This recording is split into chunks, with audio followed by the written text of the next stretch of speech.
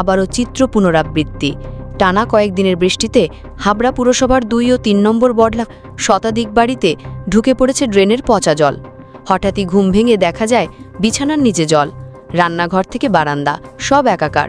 ক্ষুব্ধ বাসিন্দারা রাস্তায় নামেন। যশোর রোডে চলে 1 ঘন্টা ধরে অবরোধ।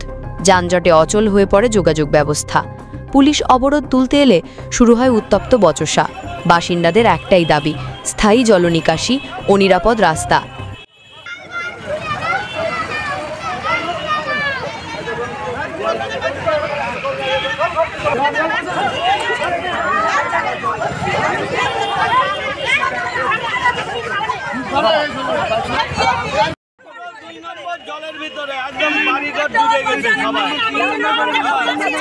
কতদিন ধরে জল?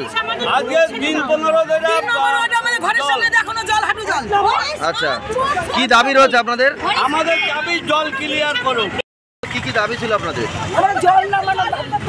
হ্যাঁ, কত বাড়িতে জল এখন? অনেক বাড়িতে জল, মানে গুলে বলতে পারবো। হ্যাঁ, তারপরে কালকে রাতেও তো অবরোধ ছিল। চেয়ারম্যান এসেছিলেন? চেয়ারম্যান এসেছিলেন।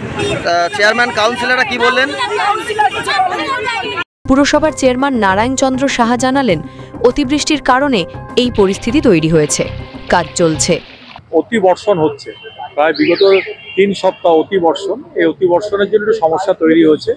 যেখানে একটু বেশি নিচু জায়গা সেখানে একটু ওয়াটার লগিং হয়েছে। 2 নম্বর ওয়ার্ডে কিছু মানুষ গতকালকে থেকে একটু ক্ষোভ তৈরি হয়েছে। তাদের রাস্তায় জল, কারোর বাড়িতে জল ঢুকে গেছে।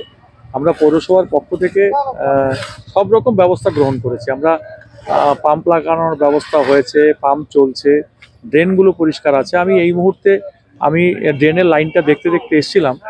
মূলত যেখান থেকে ড্রেনটা এসে হাবড়া শহর থেকে যশোর রোডের পাশ দিয়ে বেরগুমে চলে যায়, সেই জায়গাটা পঞ্চায়েতে গিয়ে কিছু কিছু জায়গায় ড্রেনটা ব্লকেড রয়েছে। এখন এখানে জেসিপি নিয়ে যাচ্ছি, লেবার নিয়ে যাচ্ছি।